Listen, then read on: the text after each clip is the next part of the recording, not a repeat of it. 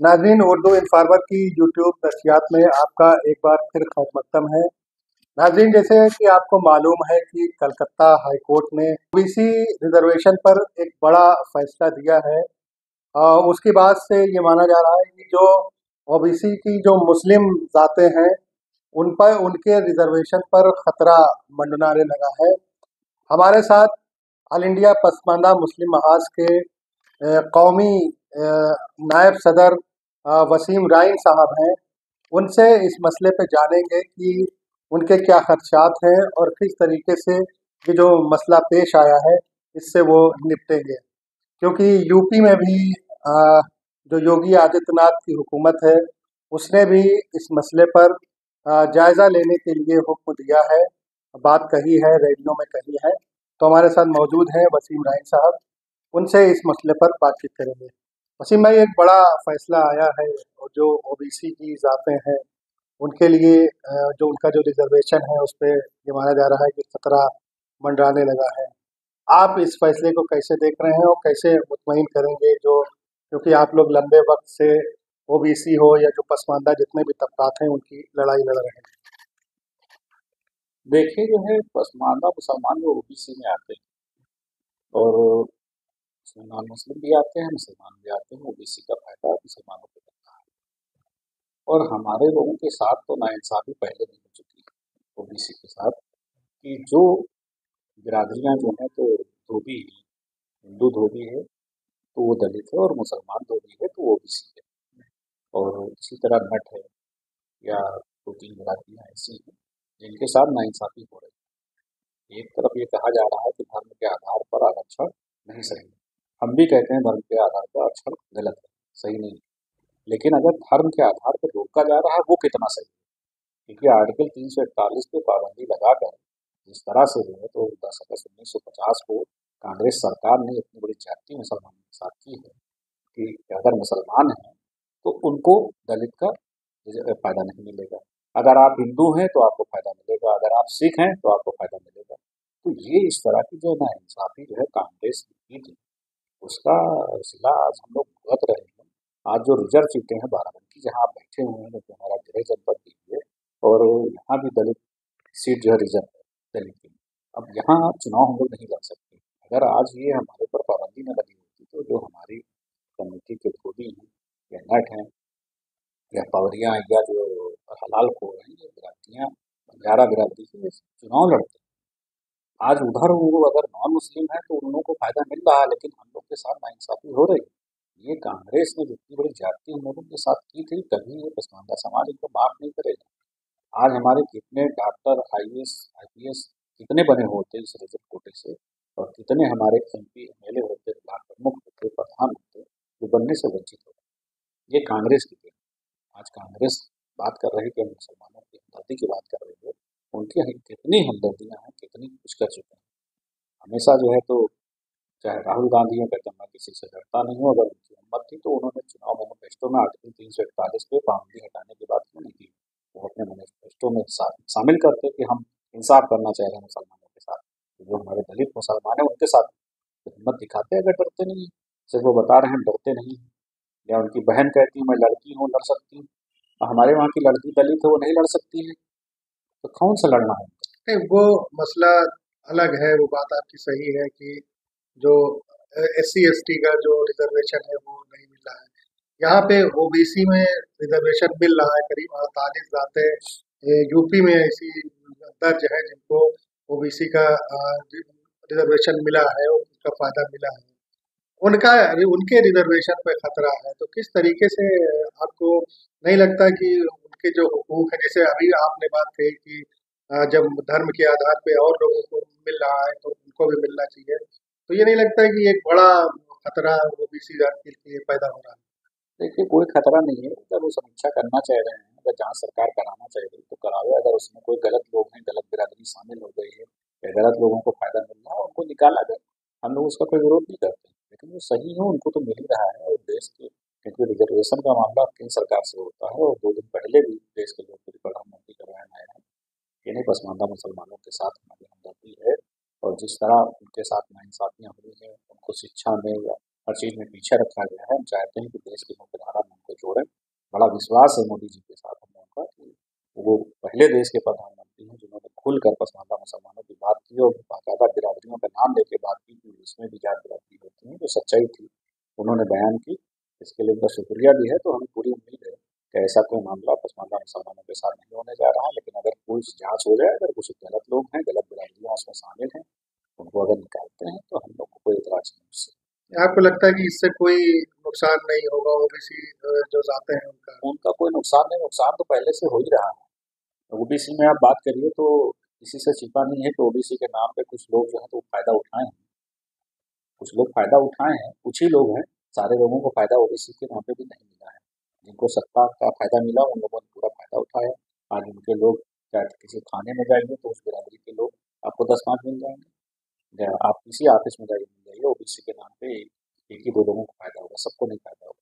बल्कि इसमें तो ये बेहतर होगा कि जो राजनाथ सिंह ने सोचा था कि इसको 3 कैटेगरी में करने के लिए कि हम इसको क्रीमी लेयर अलग कर दें, इस तरह अगर इस तरह हो जाए तो बहुत अच्छा है, क्योंकि जिन बिरादरियों को फायदा नहीं मिला कम से कम सभी को फायदा मिल जाएगा इससे। नहीं तो ये मसला तो उधर भी है, उधर भी ये बातें उठती रहती है कि एक दो जाति ओबीसी की हैं जिनको ज्यादा फायदा मिला है। तो ये मसला तो उधर भी है, तो इससे और जो मिलने वाला है लोगों को, क्योंकि जैसे जैसे स्तर सामाजिक सुधर रहा है लोगों का, तो उनको फायदा मिलता ये है, अब तो वो भी। फायदा उठाने वाले लोग इतना सक्षम हो चुके हैं कि वो क्रीमी लेयर में आ चुके हैं। ऐसे लोगों को अगर जो है सरकार ये चाहती है कि ऐसे लोग न रहें, तो हम लोग को क्या दिक्कत है? और जो लोगों को फायदा नहीं मिल रहा उनको शामिल कर लिया जाए। जो दो बिरादरी छूट गई हैं, 2-3 बिरादरियां ऐसी भी छूट गई, उनको शामिल कर लीजिए। जो क्रीमी लेयर में पहुंच चुकी हैं, जिनको जरूरत नहीं है, अगर उनको निकाल भी रहे हैं तो कम से कम जिनको नहीं मिल रहा है वो शामिल हो जाएंगे। सभी को फायदा मिलना चाहिए। जो सरकार की मंशा होती है इस सबका साथ और सबका विकास, सबको सब तक पहुंचे बात, या सबको फायदा पहुंचे, तो हम लोग को कोई इतराज नहीं इसमें। जिस तरीके से बीजेपी हुकूमत का रुख रहता है मुसलमानों के प्रति या मुसलमानों के लिए, कितना आप एश्योर हैं कि इस मसले से बहुत ज़्यादा नुकसान जो ओबीसी की मुस्लिम जातियां हैं उनको नहीं होगा? देखिए, जो भारतीय जनता पार्टी की जो विपक्षी पार्टियां हैं वो इतना प्रोपेगेंडा करती हैं, जनता को बरगलाती हैं कि ये नफरत वाली पार्टी है, आपका नुकसान कर देगी, आपको देश में रहने नहीं देगी, आपको ये नुकसान कर देगी। और वो अपने गिरेबान में झांक के देखें कि उनकी सरकारें रही हैं, चाहे कानूनी, अगर देख लीजिए आप एक मिसाल के तौर पर बता रहे हैं, तो कानूनी जितनी भारतीय जनता पार्टी और योगी जी की सरकार में मिली, उसके 25% भी सपा बसपा की सरकार में मुसलमानों को कानूनी नहीं मिली। तो जो नफरत वाली पार्टी थी उसने इतना कुछ किया है, और जो हमारे हमदर्द होने का दावा करते हैं झूठा सेकुलर बन के, तो उन लोगों ने 25% दिया है। तो अब इसी से आप अंदाजा लगा लीजिए कि वो कितने हमारे हमदर्द हैं। वो सिर्फ मुसलमानों को बरगलाते हैं कि भारतीय जनता पार्टी नफरत वाली पार्टी है, हम सेकुलर हैं, हमारे साथ आओ। वो जीतते हैं लेकिन हिस्सेदारी के नाम पे हम लोग को जीरो रखते हैं, कुछ नहीं देते हैं, ना गुमनाम फायदा।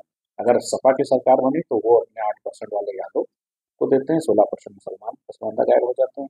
अगर बहन जी को मौका मिला तो वो अपनी कम्युनिटी के लिए करती हैं, वहाँ भी हम लोग गायब रहते हैं। और कांग्रेस ने तो दलित से बत्ता बना दिया है, उसकी कोई बात नहीं।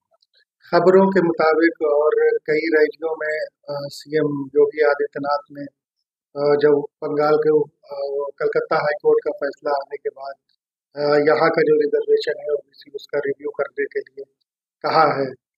क्या आप लोग की कोशिश होगी किस तरीके से कि रिजर्वेशन जो है वो जिस तरीके से है बचा रहे या उसमें और सुधार किया जाए? देखिए, वो समीक्षा अभी तक जो बात आई वो समीक्षा उस पर कर रहे हैं, किस तरह से हुआ है क्या है। तो अगर उसमें कोई गलती से कोई बिरादरी आ गई है जिसको नहीं जरूरत थी, गलत आ गई, अगर उसको निकालना है, हमें कोई इतराज नहीं है। हम लोग को तो मिल ही रहा है और हम लोग पात्र हैं उसके। और जो बिरादरियां, 2-3 बिरादरियां ऐसी हैं जो पावरिया है या मुस्लिम है, 2-3 बिरादरी भी ऐसी हैं जो छूट गई।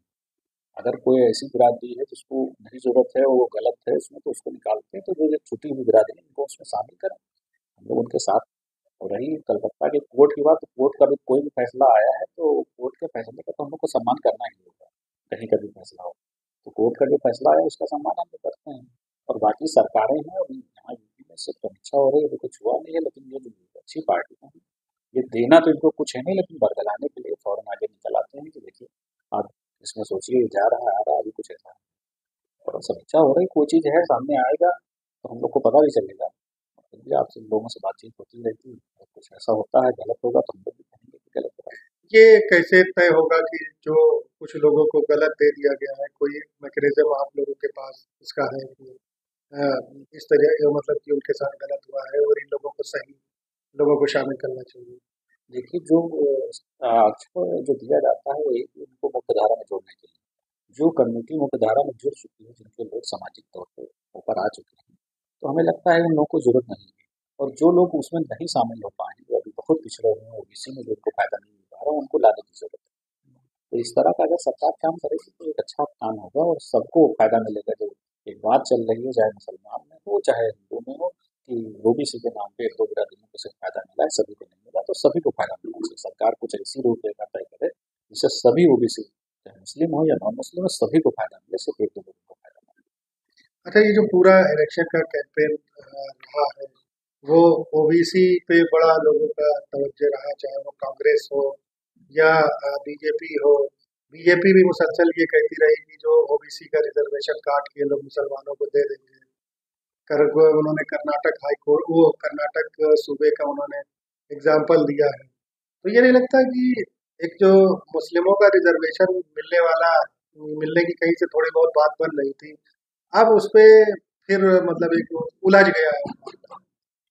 तो इसी से आप अंदाज़ा लगा लीजिए कि जो कांग्रेस गठबंधन है, एक भी पसमानदा मुसलमान को टिकट नहीं दिया। पूरे उत्तर प्रदेश कहीं भी किसी पसमानदा मुसलमान को टिकट नहीं दिया। जैसे पसमानदा मुसलमान में सबसे बड़ी आबादी अंसारी बिरादरी, पूर्वांचल में चुनाव हो रहा है, पूर्वांचल में एक बड़ी आबादी है अंसारी की। एक भी टिकट उन्होंने नहीं दिया, किसी रैन को टिकट नहीं दिया, किसी कुरैशी को टिकट नहीं दिया। कैसे मान लें कि वो पसमानदा मुसलमान या ओबीसी मुसलमान के हमदर्द हैं? हमारी हिस्सेदारी के नाम पे जीरो रखा उन्होंने, एक भी टिकट नहीं दिया। अब इससे अंदाजा लगा लीजिए कितने हमदर्द हमारे हैं। अगर हमारे हमदर्द होते तो हमें टिकट मिलता ना। नहीं, हम बात रिजर्वेशन की कर हम रहे हैं। आप हम वही बात कर रहे हैं कि रिजर्वेशन की वो हमदर्द हमारे बने हुए हैं और हमदर्दी दिखा रहे हैं कि जो होने जा रहा है तो उनका नंबर है, तो वो क्या कर रहे हैं? अगर भाजपा टिकट नहीं दे रही तो वो भी तो नहीं दे रहे हैं हमको टिकट। भारतीय जनता पार्टी को वोट हम दे नहीं रहे हैं, थोड़ा बहुत वोट दे रहे हैं। और मैक्सिमम वोट जो है तो सपा बसपा कांग्रेस वही गठबंधन पा रहा है। तो जो गठबंधन जो हमारा वोट ले रहा है, जब वो हमें टिकट नहीं दे रहा तो दूसरे से किसे उम्मीद रखे कि वो हमें टिकट देगा? तो हमारा तो सवाल उन लोगों से जो हमारी हमदर्दी की बात कर रहे हैं, लेकिन जब उनको मौका मिला तो उन्होंने हमें एक भी टिकट नहीं दिया। एक हाइपोथेटिकल थोड़ा सा क्वेश्चन है कि अगर कहीं से खतरा होता है ओबीसी का जो मुस्लिम रिजर्वेशन है, आप लोग किस तरीके से मुतहर्रिक होंगे, किस तरीके से क्या करेंगे? क्योंकि लंबे वक्त से आप लोग रिजर्वेशन के लिए, खासकर मुसलमान चाहे पसमानदा हो या जिस तरीके से हो, रिजर्वेशन के लिए लड़ रहे हैं, तो क्या आप लोगों की सरगर्मियां होंगी अगर कोई खतरा आता है तो? देखिए, वैसे पहली बात तो कोई खतरा है नहीं, और ये जो आरक्षण का मामला होता है, ये केंद्र सरकार से होता है। ये यूपी गवर्नमेंट नहीं कर सकती है। ये जो भी होगा तो वहाँ से होगा। और मोदी जी तो हम लोग के बारे में कई बार बोले भी हैं, तमाम काम भी ऐसे किए हैं, जैसे लगा कि वो हम लोग से हमदर्दी रखते हैं।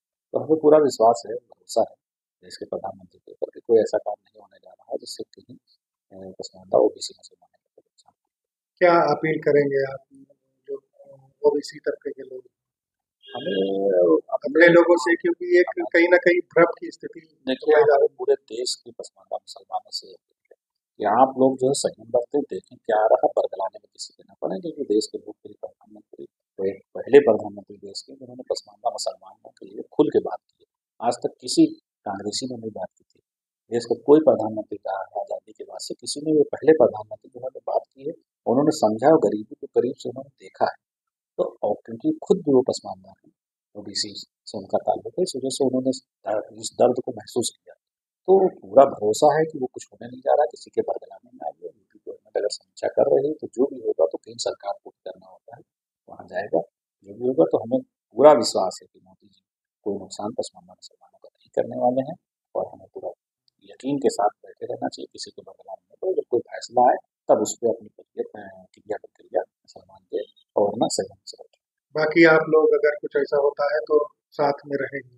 हम लोग साथ में रहेंगे। अगर कुछ होता है कहीं, अगर सरकार कोई गलत काम करेगी तो हम लोग उस पर भी आवाज़ उठाएंगे, और अगर सही कर रहे हैं तो उनकी तारीफ भी करेंगे। तो ये वसीम इब्राहिम साहब हैं, साफ तौर पर उन्होंने कहा है कि जो फैसला आया है उसका कोई बहुत बड़ा असर होने नहीं जा रहा है। हालांकि लोगों की अपनी अपनी राय है, उनकी अपनी राय ये है कि इससे कोई बहुत बड़ा असर नहीं होगा। लोगों से उन्होंने अपील की है कि थोड़ा सा संयम बरतें, देखें चीज़ों को, अगर कुछ बाद में होता है तब वो भी उनके साथ है और सरकार भी इस पे बहुत ज़्यादा कुछ नहीं करेगी। सामाइन आप देखते रहिए उर्दू इन्फॉर्मर और हमारे चैनल को लाइक और सब्सक्राइब करना बिल्कुल न भूलें।